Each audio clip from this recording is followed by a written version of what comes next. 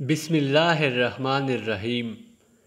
بیان کیا جاتا ہے کہ کسی گاؤں میں ایک صاحب کا اپنی بیوی سے جھگڑا ہو گیا۔ ابھی جھگڑا ختم نہیں ہوا تھا کہ اسی اثناء میں ان کے گھر مہمان آ گیا۔ خاوند نے اسے اپنی بیٹھک میں بٹھا دیا اور بیوی سے کہا کہ فلاں رشتہ دار مہمان آیا ہے، اس کے لیے کھانا بنا لو۔ وہ غصے میں تھی، کہنے لگی نہ تمہارے لیے کھانا ہے نہ تمہارے مہمان کے لیے۔ وہ بڑا پریشان ہوا کہ لڑائی تو ہماری اپنی ہے، اگر رشتہ دار کو اس بات کا پتہ چل گیا تو خواہ خاندان میں بات ہوگی اور خواری الگ سے ہوگی، لہٰذا خاموشی سے آ کر مہمان کے پاس چپ چاپ بیٹھ گیا۔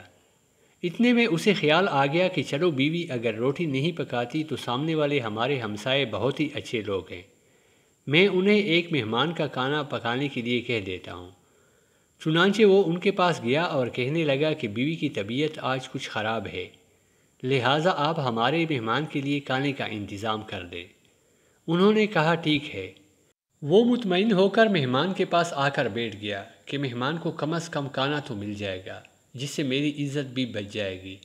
تھوڑی دیر کے بعد مہمان نے کہا کہ ذرا ٹھنڈا پانی تو لا دیجیے۔ وہ اٹھا کہ گھڑے کا ٹھنڈا پانی لاتا ہوں۔ اندر گیا تو دیکھا کہ بیوی تو زاروں قطار رو رہی ہے۔ وہ بڑا حیران ہوا اور کہنے لگا کیا بات ہے؟ اس نے پہلے سے بھی زیادہ رونا شروع کر دیا۔ کہنے لگی بس مجھے معاف کر دے۔ اس کے خاوند نے کہا کہ بتاؤ تو صحیح، آخر تمہارے رونے کی وجہ کیا ہے؟ تم ایسے کیوں رو رہی ہو؟ بیوی نے کہا کہ پہلے مجھے معاف کر دے، پھر میں آپ کو اپنی بات سناؤں گی۔ خیر، اس نے کہہ دیا کہ جو لڑائی جھگڑا ہوا ہے میں نے وہ دل سے نکال دیا ہے اور تمہیں معاف کر دیا ہے۔ پھر وہ کہنے لگی کہ جب آپ نے آ کر مہمان کے بارے میں بتایا اور میں نے کہہ دیا کہ نہ تمہارے لیے کچھ پکے گا اور نہ ہی تمہارے مہمان کے لیے کچھ پکے گا، تو آپ چلے گئے، مگر میں نے دل میں سوچا کہ لڑائی تو میری اور آپ کی ہے اور یہ مہمان رشتہ دار ہے، ہمیں اس کے سامنے اپنے جھگڑے کی پول نہیں کھولنا چاہیے۔ چنانچہ میں اٹھی کہ کھانا بناتی ہوں۔ جب میں باورچی خانے میں گئی تو میں نے دیکھا کہ جس بوری میں ہمارا آٹا پڑا ہوتا ہے، ایک سفید لباس شخص اس بوری میں سے آٹا نکال رہا ہے۔ میں یہ منظر دیکھ کر سہم سی گئی۔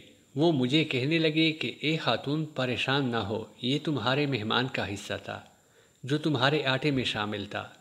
اب چونکہ یہ ہمسائے کے گھر میں پکنا ہے، اس لیے وہی آٹا لینے کے لیے میں یہاں آیا ہوں۔